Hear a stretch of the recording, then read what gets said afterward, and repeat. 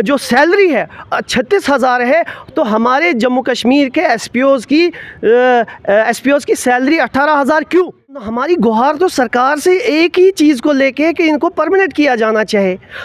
हमारा देश का सबसे बड़ा बजट डिफेंस के सिस्टम पे जाता है। हमें एक समय पे पीक टाइम पे मिलिटेंसी थी, मीडिएशन के तौर पे इन्होंने पैरामिलिट्री फोर्सेस के बीच में और मिलिटेंसी के बीच में, मिलिटेंटों और पैरामिलिट्री फोर्सेस के बीच में इन्होंने एक मीडिएशन के तौर पे मिलिटेंसी को न्यूट्रलाइज़ किया। जम्मू कश्मीर में एसपीओ का मुद्दा जो है गर्म हवाएं ले रहा है। काफ़ी सुर्खियों से इस समय ये बटोरता हुआ, और सोशल एक्टिविस्ट जो हैं मेहरान अंजुम मीर, जो कि सुर्खियों में काफ़ी समय से चल रहे हैं एसपीओ का मुद्दे को लेके। और ये मुद्दा जो है अब बड़ा प्रोटेस्ट भी आने वाले समय में देखने को मिलेगा जो इन्होंने कहा है। तो सबसे पहले मैं आपसे जानना चाहूँगा, आप कश्मीर गए, कश्मीर में आपने एसपीओ की फैमिली से मिलना था, तो वहाँ पर किस तरह का स्वभाव रहा? देखो, मैं यहाँ से एसपीओज़ के परिवार से मिलने गया और वहाँ पे हमने प्रदर्शन रखा था, और हम काफ़ी लगभग 50 के आसपास जो फैमिलीज़ एसपीओज़ की थी वो आई। वहाँ पे मैं उनसे मेरी मुलाकात हुई, उनके जो भी ग्रीवेंसेस थे उसके ऊपर जो है विचार हुआ, और साथ में मैंने परमिशन ली थी पुलिस डिपार्टमेंट से, और परमिशन जब रात में ली तो सुबह कैंसिल हो गई। तो फिर जब सुबह मैंने फिर से एक एप्लीकेशन मूव की एसएसपी ऑफ़िस में, तो वो उस परमिशन को जो है मूव करने में जो कोठीबाग थाना था वहाँ तक पहुँचने में उसको समय लगा। तो जब मैं एसएसपी ऑफ़िस से यानी कि प्रताप पार्क तक का दौरा का जो रास्ता मैं आ रहा था वहाँ की तरफ, तो मुझे कोठीबाग थाने की पुलिस ने यानी कि एसएचओ ने खुद अरेस्ट किया, डिटेन किया और हवालात दे दिया। जो एसपीओज़ के परिवार के लोग थे, मीडिया थी, पूरा एक प्रोग्राम हमने एक रखा था। एक शक्तिशाली तरीके से हमने एक आवाज़ उठानी थी, भारत सरकार तक पहुंचानी थी, लेफ्टिनेंट गवर्नर डीजीपी साहब तक पहुंचाने का प्रयास हमने रखा था। लेकिन उसको कहीं न कहीं एसएचओ कोठीबाग की वजह से वो एक जो है नाकाम रहा। कुछ समय के बाद, आधे 1 घंटे के बाद जो है एक एसएसपी ऑफ़िस से एक मैसेज आता है कि इसको एलो किया जाना चाहिए, इसको जो एजिटेशन जो करने जा रहा है एसपीओज़ की आवाज़ उठाने को लेके, जो ये लड़का यानी कि सोशल एक्टिविस्ट मेहरान अंजुम मीर, इसको एलो किया जाना चाहिए। और उसके भीतर 1 घंटे के बाद मुझे रिलीज़ किया गया और मैं एसपीओज़ की फैमिली से फिर से मिला। लेकिन वहाँ एसपीओज़ की फैमिली मुख्तसर कुछ बची थी, और जो मीडिया कर्मचारी थे वो भी कुछ निकल गए थे, कुछ मीडिया वाले वहाँ इंतज़ार में थे। फिर भी हमने एक प्रयास की, कोशिश की आवाज़ उठाने की, मतलब ऑफिसरान तक, भारत सरकार तक जो पेशकश थी एसपीओज़ के परिवार के लोगों की, जो उनकी फैमिली मेम्बर थे, उनकी वाइफ्स थी, उनके बच्चे थे, सारे लोग आए थे वहाँ पे, और पूरा दुख दर्द जो बयां किया हमने एक पीसफुली मीडिया के माध्यम से आवाज़ उजागर हुई और सरकार तक बात पहुँची। और सरकार तक बात पहुँचते ही उस पे ऑर्डर आया, एक पॉजिटिवली एक रिस्पॉन्स होम डिपार्टमेंट की तरफ से आया। 2009 के अंदर एक ऑर्डर पास हुआ था जिसमें लिखा गया था, जिस ऑर्डर में मेंशन किया गया था कि जिनकी साइटेशन में कंट्रीब्यूशन होगा, जिनका स्पोर्ट्स में कंट्रीब्यूशन होगा, जो स्किल्ड होंगे और जिनकी जैसे कोई AICTE टेक्निकल बोर्ड से जो कोर्स करके होगा, तो उसको रेगुलाइज़ किया जाएगा। लेकिन होता क्या है, ये जिस दिन हमने एजिटेशन की वहाँ पे ये हमने प्रोग्राम ऑर्गेनाइज़ किया, उसके दूसरे दिन जो है एसपीओज़ जो स्पोर्ट्स कैटेगरी में आते हैं उनकी जो है रेगुलाइजेशन पॉलिसी के ऊपर जो है एक कमेटी का गठन किया जाता है। एक ऑफिशियली ऑर्डर जो है DIG महराज साहब की तरफ से निकल आता है। लेकिन चलो, मुझे खुशी हुई है, मैं धन्यवाद कहूँगा होम डिपार्टमेंट का, लेकिन अफसोस इस बात का है जिन एसपीओज़ ने, जिन जवानों ने साइटेशन में अपना कंट्रीब्यूशन दिया, जिन्होंने मिलिटेंसी को न्यूट्रलाइज़ करने में अपना कंट्रीब्यूशन दिया, उनको सबसे पहली प्रायोरिटी पे रखा जाना चाहिए था।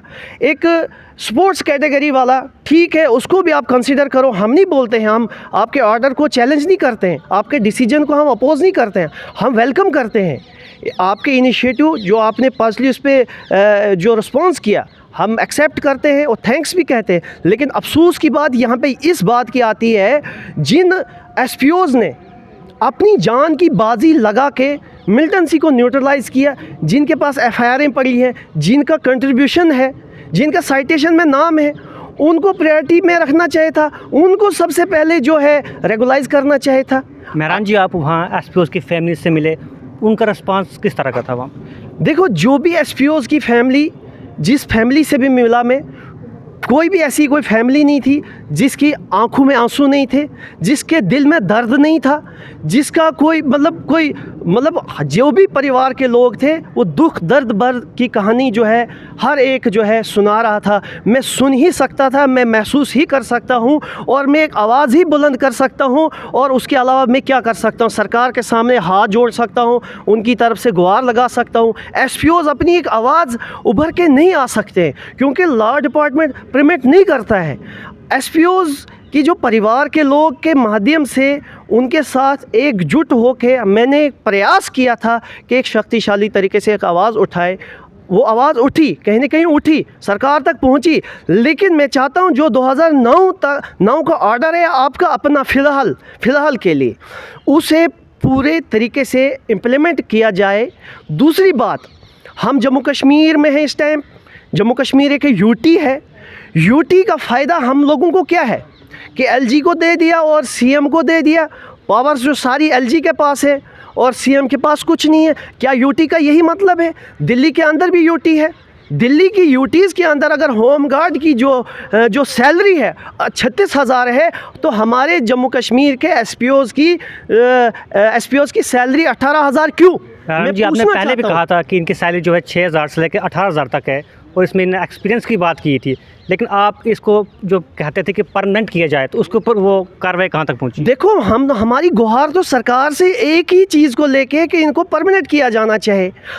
हमारा देश का सबसे बड़ा बजट डिफेंस के सिस्टम पे जाता है, हमें प्राउड है। ठीक है, देश के डिफेंस के ऊपर जितना खर्चा किया जाए, जितना उसको स्ट्रेंथन किया जाए, जितना उसको मजबूत किया जाए, उतना जो हमारा देश जो है एक शक्तिशाली तरीके से, जो एक पीसफुल तरीके से, डेवलप तरीके से आगे बढ़ेगा।